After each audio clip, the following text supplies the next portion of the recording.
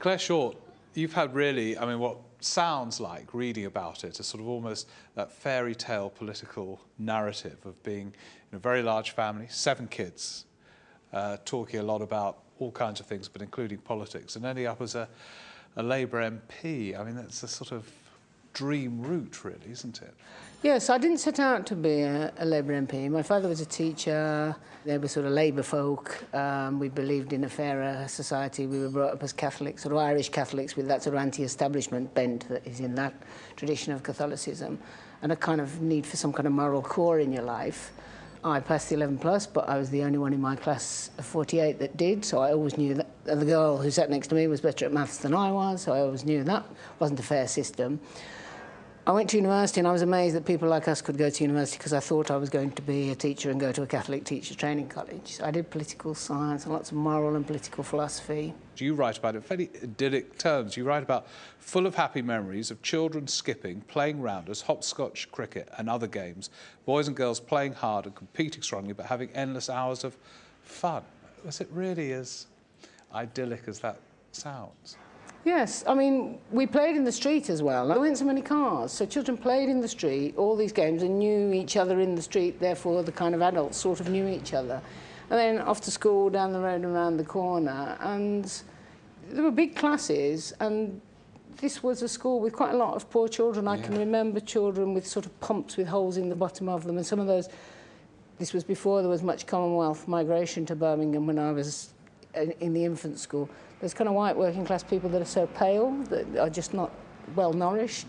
I mean, there was all of that, but at playtime we played and we skipped and we had lots of fun. Yeah, and of course, as you mentioned earlier on, you went to a Catholic school, and you took your religious commitments very seriously at first, didn't you, as a pupil? You say that if you were good, a teacher would give you a holy picture and you would put it into your prayer book, which conjures up a rather earnest image, perhaps, of a pupil taking that side of things very seriously. I can't remember when I said all this, but no, you did. It's true. No, but they used to, and that went true into my secondary school. Yeah. I don't know, on feast days, or if you were thought to be good, you'd get some picture of some nice saint. I mean, my school was called St Francis, and I loved St Francis, and his love of animals and fairness and so on. So they'd give you pictures of St Francis and you put them in your prayer book, and that was just our culture. We weren't being sort of earnest or good particularly, we were naughty as well, but that was the way we grew. Yeah, and I want to come on, obviously you challenged some of this a bit later on, but what do you think, in retrospect, were the good sides of going to a Catholic school and having that kind of education? I think this is a very complex thing, because it's partly families that organise themselves to select a religious denominational school and get themselves to church every week are probably more organised, and the chances of their children achieving more is probably built into that. But for us, it was part of our identity as well. We were of Irish origin. My mother from potato famine days had been in Birmingham, my father more recently. And I think knowing who you are is a very important part of being a comfortable human being. But we knew we were from Irish Catholic origins. We weren't wealthy, we weren't establishment. We knew that what had been done in Ireland was wrong and what had been done in Africa was wrong. And yet, even though you had this firmly rooted sense of identity, and at first that was reinforced by going to the school, pretty soon from your teenage period, you challenged some of this stuff. We've got a quote from you again, it's reliable, which I think you probably will remember because it's so fundamental, where you asked you challenged one of your teachers about the existence of God. Now that's presumably, it was quite a big thing to do, for you to be questioning yourself about all the presumptions, presumably, of your upbringing, and then to actually ask teachers about that at a Well, I think I remember that. I might have been 12, 13, something like that, and I was in my then Catholic girls' grammar school. Yeah. And I was beginning to think, can the Pope be right about contraception? It's still entirely theoretical. You know, all those people in India, I don't know why I thought it was about India, not home, but you know, how one does. And then you think, that's not right. And then you think, well, the Pope's not infallible. And in no time at all, you think, well, am I sure that God exists? You know, the young mind. So this teacher was saying to me, there are 6 proofs of the existence of God. And I said, for heaven's sake, what have we been messing about with? Can you tell us? Did the teacher? She said, I need to prepare. I'll come back next week. And I found it a bit disappointing because I thought she was just going to come in with the absolute proof. Yeah. And so from that period, you began to sort of question some of the beliefs that you had up until that point held absolutely firmly. Famously, you were 17 when you got pregnant. You then didn't see the child again. But that's partly to do with not knowing anything about contraception, of course. But of course. But that's connected, yes, presumably. Yeah. Well, I think by the time I was 16, I was thinking, I really don't think God exists. Right. And I remember my mum sent me off to a trendy American priest, and my dad sat me down and said, remember, Clare, Christianity spread through the Roman Empire as the religion of the slaves because it taught that everyone was equal in the sight of God, which was a very good argument to appeal. Yeah. But so it went on with the normal doubts. And then when I left home at 17 and went to university, I stopped going to Mass. But I went for moral and political philosophy big time. And later on, my commitment to the Labour Party was like finding a new church. A faith. Yeah. I'm told that you're interested again in faith and Catholicism, is that right? Well, in a constituency like mine, where all the world's religions are clustered, you go on various days to the synagogue, the mosque, the gurdwaras, because you're invited and you go to show respect. And I find that quite moving, the way in which religion, you know, people have to create their institutions, and it's partly about God in that abstract way, but it's also about how people are socialised, how you celebrate the birth of children, death, marriage. And you see, in a rather moving way, in all these different communities, this search for these meanings. And a lot of the teaching of Sikhism and so on, and the progressive synagogue it chimes with me morally. So that moves me. I think all of this is very good for us. And in this world where politics has become so crass and hubristic and not listening, with no humility and losing morality and respect for truthfulness, and the society has become so greedy and consumerist and unequal and unhappy, something speaks to me. I suppose it goes back to my childhood, now talking to you, but we need to find those places where we can be calmer and more reflective about the fundamental goodness of being a human being and the values we have to hold on to. Returning to your childhood, we've got here a photo of your school year, presumably. Yes.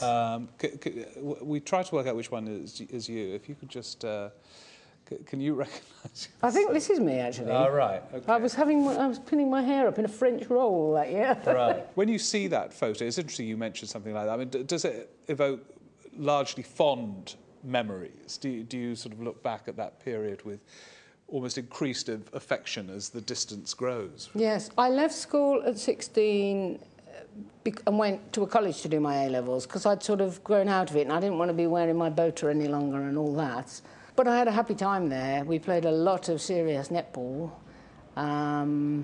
I loved history and English, and I can still think of some of those teachers and geometry I loved with enormous affection and respect. And I had some very good friends. And it's just on the edge of my constituency, the school. It's now a very good girls' comprehensive Catholic school. And I've been back, and it's, you know, identical to how it was, but much smaller. The hall. It looks smaller, you mean? Yes, it's so funny. Yeah, you know, this hall where you went for an assembly and that, but it seems tiny. Do you think it was during the period you were at school you mentioned, or I raised with you, the sort of times when you challenged teachers about Catholicism?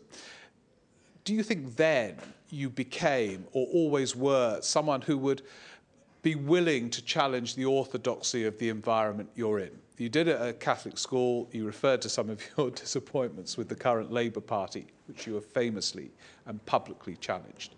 Was it in this time that you acquired that streak, do you think? Well, I was sort of talk too much. We used to elect the form prefects, and I was often elected the form prefect, but then you kept the order mark book, and I often had more than everyone else.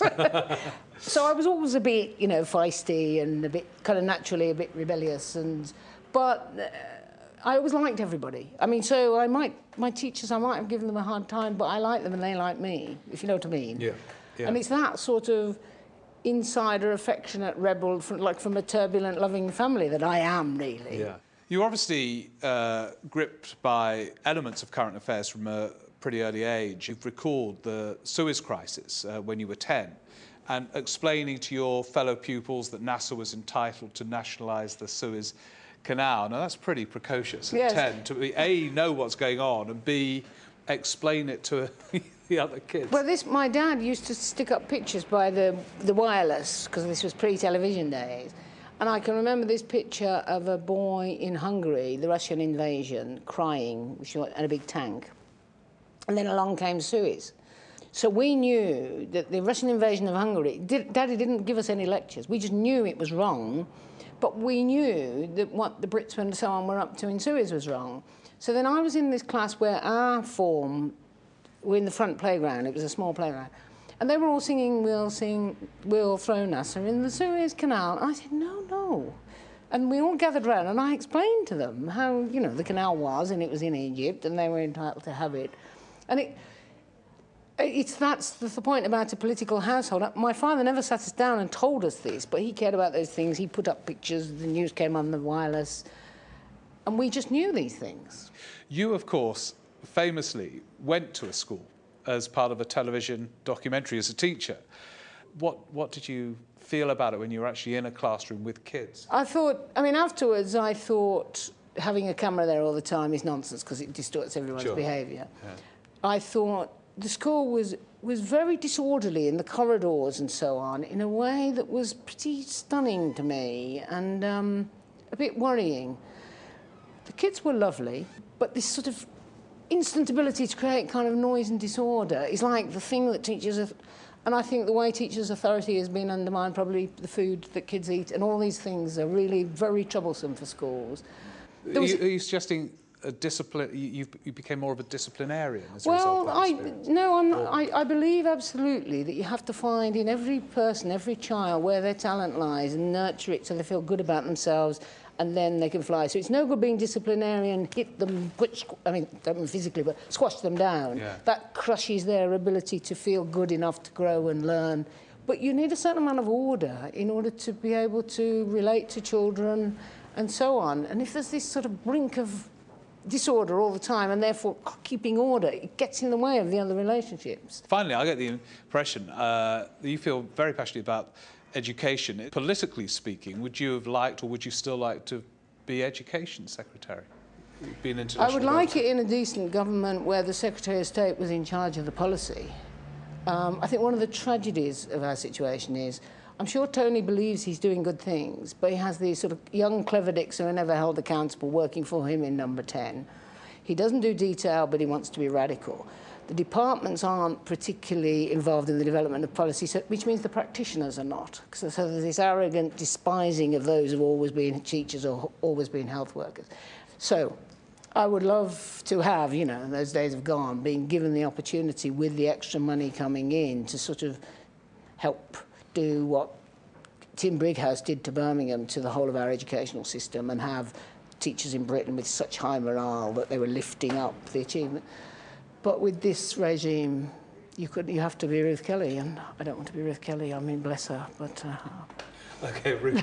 I was going to say Ruth. Clare Shaw. She's a different kind of Catholic as well. Different kind of Catholic. It must have been the Catholicism. Clare Shaw, thanks very much indeed. Thank you.